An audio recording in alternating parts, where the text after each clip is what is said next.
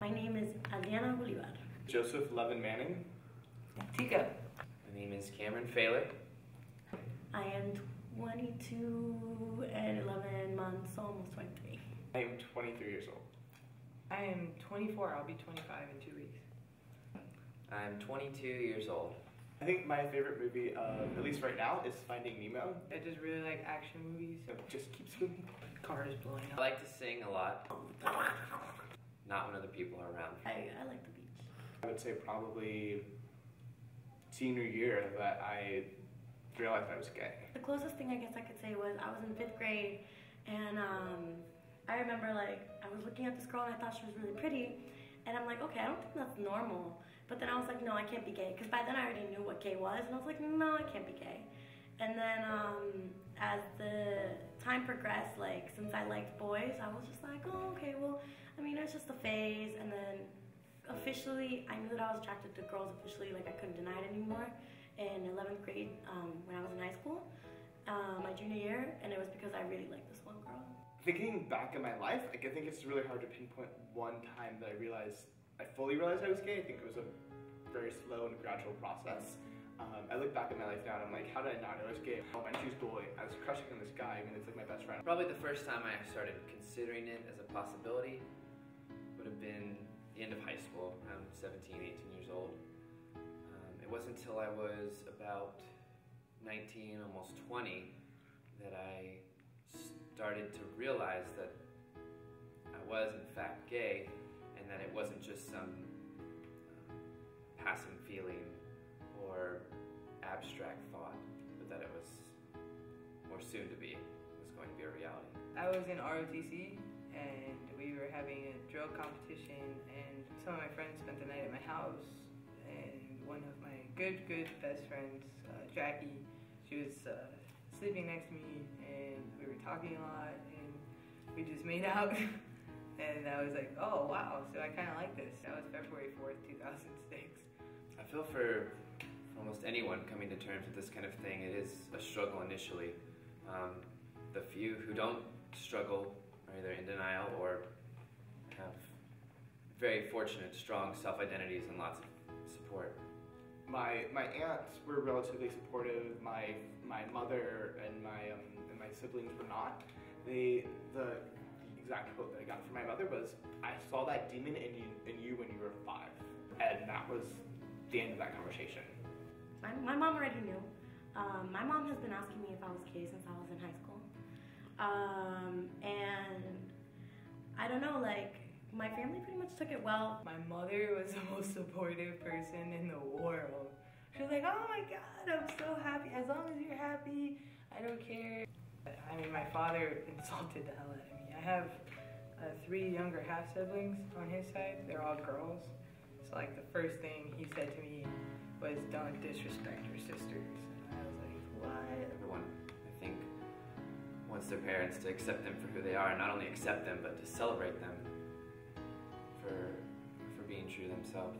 My heterosexual friends just try to like just convince me that it's just a phase, or whenever I talk about a guy, they're like, oh, I mean, you're not really talking about girls, and I respond with, well, it's not exactly like you feel comfortable with me talking about girls, so why would I do that to you?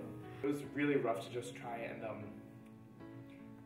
to deal with the whole aspect of, you know, why do the people that have known me and seen me grow like the entirety of my life, like why do they have a problem with it when those that, you know, don't know me that well and, you know, would expect to hold me to a different standard, you know, they're just fine, like, no, it's okay, whatever, no big deal.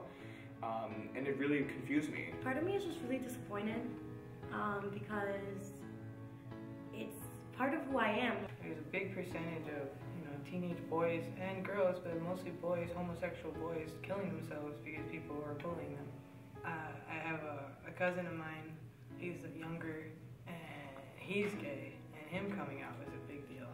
He got picked on like at school, in his middle school and stuff, and like his mom had to go to school and be like, you know, they're picking on my kid, and the principal really wasn't very supportive or helpful at all. He was like, you know, that's your kid's fault. He needs to change the way he dresses. It's like, he shouldn't have to change who he is. People need to be okay with him being himself. I remember a lot of times, even in elementary school, middle school, and even a few times in high school, where people school always made some comment like, you know, how you're so gay, you're so feminine, or, you know, why you're such a queen, all these other different things, and it just always made me feel very self-conscious about it. They like shove him in like the bathroom stalls and just like punch him and take turns punching him. And one time they threw water all over his books and stuff in his book bag, so he was like dripping all over. His back was wet. It was like just always picking on him. Just always being really mean. Kids can be really mean. I have learned that getting angry or getting even with someone who is against the LGBT community just doesn't help. What you have to do is educate them. Yeah, the first step to eliminating ignorance is awareness. Homosexuality is something that occurs in nature. It's something that is something that probably you can't change, no matter how many therapies say they can change you. There's so many people that are like, oh, well, you'll get over it, or it's a phase, or it's an illness, you need to be treated for it. If people are aware of the fact that that isn't the case, then maybe that'll definitely help. It's really frustrating because if you do look at movies and you do look at shows, homosexuality or just like cross-dressing or anything like that is always used for comedy. You want me to be gay, and you want me to be like, oh, hi, what's going on? But you don't feel like I'm ever hitting on you, or you don't want me to say anything that's going to make you uncomfortable. And I think that's something that society really has to work on. That's definitely not something that you bring up at all in professional settings. When I finally did come out, as far as my job and my coworkers and stuff, it felt very good. It's kind of like taking a mask off. I'm like, hey, you can kind of see all of me. If you don't really know everything about me, then you don't actually know me. So how is this friendship or this interaction that we're having really that sincere? I think it's going to take a little bit longer for it to be fully accepted. We are not where we should be. Our human rights are not where they should be. Gender expression and sexual orientation should be something that you cannot be discriminated against.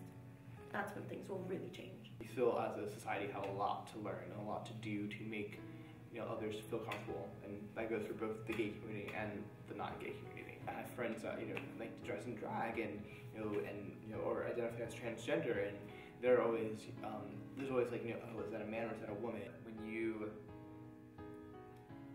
spend most of your time in a highly masculinized environment, it's only natural for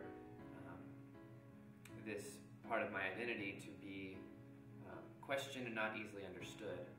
Why are you even worrying about if they're a man or a woman? You know, just why can't you just say, you know, oh, that's a person. You know, I should treat that person with the same amount of respect as if they were a man, or if they're a woman, or if they were some kind of gender queer, or anything in between. You know, we as a society always have to just stereotype and put someone into a box. When you spend less time worrying about things you can't control and focus more on yourself, then it's just natural for things to kind of sort themselves out. You have to look at yourself in the mirror and be like, okay, well, this is it. This is what I got to work with. So I either have two options. Either I can just stay here and just watch my life run by, or I can go out there, live my life, and make the best of it, instead of trying to be someone I'm not. I don't think I was made to be any other way, and I've never had so much fun than being a single lesbian. I'm gay.